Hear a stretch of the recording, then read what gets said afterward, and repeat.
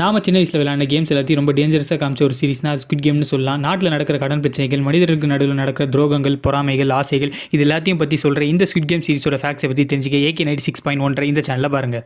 நாம சின்ன வயசில் விளையாண்ட கேம்ஸ் எல்லாத்தையும் ரொம்ப டேஞ்சரஸாக காமிச்ச ஒரு சீரிஸ்னா ஸ்குவிட் கேம்னு சொல்லலாம். ஆனால் உண்மையாகவே இந்த சீரிஸ் உருவாகும் போது இதோட பேர் ஸ்குவிட் கேம் இல்லைன்னு சொன்னால் நீங்கள் நம்புவீங்களா? ஆமாங்க, நெட்ஃப்ளிக்ஸ் இந்த சீரிஸோட பிளான்ஸை செப்டம்பர் 2019 அப்போவே ஸ்டார்ட் பண்ணும்போது இந்த ஒரு சீரிஸ் ரவுண்ட் 6 அப்படின்ற ஒரு பேரில் தான் அழைக்கப்பட்டுச்சு. அதுக்கப்புறமா தான் ஸ்குவிட் கேம் அப்படின்ற பெயர் மாற்றம் செய்யப்பட்டது. நாம சின்ன வயசில் விளையாண்ட கேம்ஸ் எல்லாத்தையும் ரொம்ப டேஞ்சரஸாக காமிச்ச ஒரு சீரிஸ்னா ஸ்குவிட் கேம்னு சொல்லலாம். இந்த சீரிஸோட டேரக்டரும் ஹவாங் டாங் ஹியூக். இந்த சீரிஸோட கதையை கிட்டத்தட்ட 2008 எழுத ஆரம்பிச்சிட்டாங்களாம். ஆனால் அவரோட இந்த ஸ்குவிட் கேம் கதையை எந்த ஒரு ப்ரொடக்ஷன் கம்பெனி ஏற்றுக்காமல் நிறைய வாட்டி ரிஜெக்ட் செய்யப்பட்டிருக்கான். இதுக்கு காரணம் இந்த ஸ்குவிட் கேம் கதையில் நிறைய வயலண்டான காட்சிகள் இருப்பதாகவும் இதை மக்கள் பார்க்க மாட்டாங்கன்னு சொன்னாங்களாம். இந்த ஸ்குவிட் கேமோட கதையை நெட்ஃப்ளிக்ஸ் ப்ரொடியூஸ் பண்ண ஆரம்பிக்கும் போது 10 வருஷத்துக்கு மேலே ஆகிடுச்சான். கிட்டத்தட்ட 2018 அப்போ தான் இந்த ஒரு சீரிஸை எடுக்க ஆரம்பிச்சாங்களாம். இந்த 2018, 19, 20, 21 காலம் அப்போ இந்த வயலண்டான காட்சிகள் உள்ள படங்கள் மக்கள் ஏற்றுக்க ஆரம்பிச்சதுனால இந்த ஒரு சீரிஸ் மேசிவ் ஹிட் கொடுத்ததுன்னு சொல்லலாம். இந்த சீரிஸ்க்காக டைரக்டர் ஹவாங் டாங் ஹியூக் 10 வருஷத்துக்கு மேலே காத்திருந்தார். நாம சின்ன வயசில் விளையாடின கேம்ஸ் எல்லாத்தையும் ரொம்ப டேஞ்சரஸாக காமிச்ச ஒரு சீரிஸ்னா ஸ்குவிட் கேம்னு சொல்லலாம். இந்த சீரிஸில் டல்கோனா கேண்டியை வச்சு ஒரு கேம் வரும். இந்த கேமில் டல்கோனா கேண்டி மேலே ஒரு ஷேப் இருக்கும். அந்த ஷேப்பை தவிர்த்து அதை சுற்றி இருக்கிற மற்ற இடத்தை எல்லாம் சாப்பிடணும். இந்த கேம் ஆனது அப்போ ட்ரெண்டில் இருந்த டிக்டாக்கர்ஸோட கவனத்தை இழுத்துச்சு. இந்த சீரிஸ் ரிலீஸ் ஆனது டைமில் நிறையவே டிக்டாக் சேலஞ்சஸ் ட்ரெண்டில் இருந்தது சொல்லலாம். அதோடு சேர்ந்து இந்த ஒரு டல்கோனா கேண்டி சேலஞ்சையும் சேர்த்துட்டாங்க. நாம சின்ன வயசில் விளையாட கேம்ஸ் எல்லாத்தையும் ரொம்ப டேஞ்சரஸாக காமிச்ச ஒரு சீரிஸ்னா ஸ்குவிட் கேம்னு சொல்லலாம். இந்த சீரிஸில் நடிக்கிற எல்லா கண்டஸ்டும் ஒரு கிரீன் கலர் யூனிஃபார்மோட தான் இருப்பாங்க. இந்த கிரீன் கலர் யூனிஃபார்ம்ஸ் எல்லாம் நல்ல மெட்டீரியல்ஸ்களால் ஆனது இல்லைன்னு இந்த சீரிஸோட ஆர்ட் டைரக்டர்னா சே கியூங் இன் ஸ்டில் வாட்சிங் நெட்ஃப்ளிக்ஸ் சேனலோட ஒரு வீடியோவில் சொல்லியிருப்பாரு. ஓல்டு ஜிம் க்ளோத்ஸை வச்சு செய்யப்பட்ட இந்த யூனிஃபார்ம்ஸ்னால தான் அந்த செட்டில் நிறையவே டஸ்ட்டு உருவாச்சணும். அந்த செட்டில் இருந்த நிறைய பேர் மூச்சு விட கூட சிரமப்பட்டாங்களாம். சில பேரோட ஃபேஸுக்கு எல்லாம் ரெட் கலரில் கூட மாறி அலர்ஜி ஆயிடுச்சான். நாம சின்ன வயசில் விளையாட கேம்ஸ் எல்லாத்தையும் ரொம்ப டேஞ்சரஸாக காமிச்ச ஒரு சீரிஸ்னா ஸ்குவிட் கேம்னு சொல்லுவேன். இந்த சீரிஸில் ரெட் லைட் கிரீன் லைட்னு ஒரு கேம் விளையாடுவாங்க. நம்ம ஊரில் கேச்சர் கண்ணை மூடி சாக்கோ சாக்கோ 1 3 சாக்கோ சாக்கோ 1 3 சாக்கோ சாக்கோ 1 3 சொல்லி திரும்பி பார்க்கும்போது எல்லா பிளேஸும் அசையாமல் நிற்பாங்களே, அந்த கேம் மாதிரியே இந்த ரெட் லைட் கிரீன் லைட் கேமும் இருக்கும். இந்த கேமில் ஒரு பெரிய கேர்ள் டால் கண்ணை மூடி ரெட் லைட் கிரீன் லைட்னு சொல்லும். இந்த டால் உண்மையாகவே இருக்குதுன்னு சொன்னால் நீங்கள் நம்புவீங்களா?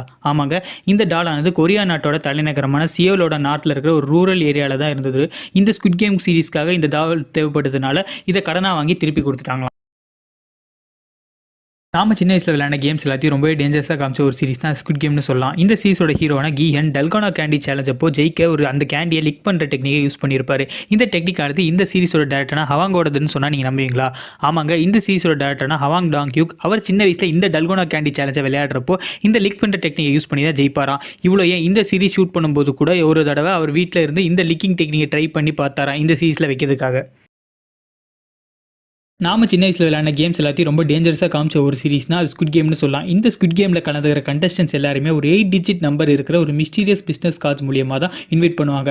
ஆனால் இந்த சீரிஸ் எடுத்தவங்களுக்கு தெரியாது இந்த 8 டிஜிட் நம்பர் ஆனது உண்மையான ஒரு பர்சனோட நம்பர்னு.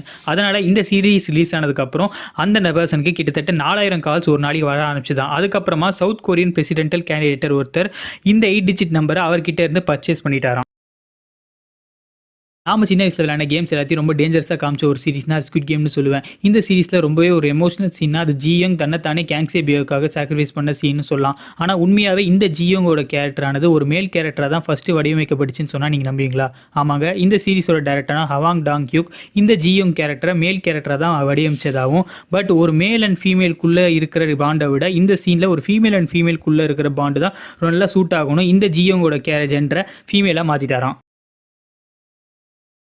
நாம சின்ன வயசில் விளையாட கேம்ஸ் எல்லாத்தையும் ரொம்பவே டேஞ்சரஸாக காமிச்ச ஒரு சீரிஸ்னா ஸ்குவிட் கேம்னு சொல்லலாம். இந்த சீரிஸோட ஹிட்டுக்கு அப்புறமா தான் நிறைய பேர் வெப் சீரிஸ் பார்க்க ஆரம்பிச்சாங்க. குறிப்பாக கொரியன் வெப் சீரிஸ் எல்லாம் பார்க்க ஆரம்பிச்சாங்கன்னு சொல்லலாம். இந்த ஸ்குவிட் கேம் சீரிஸோட ரிலீஸ்க்கு அப்புறமா தான் ஸ்வீட் ஹோம், ஹெல்பவுன், ஆலிஸ் இன் போர்டர்லாண்ட் மாதிரியான சீரிஸ்கள் மக்களால் நிறையவே பார்க்கப்படுச்சு.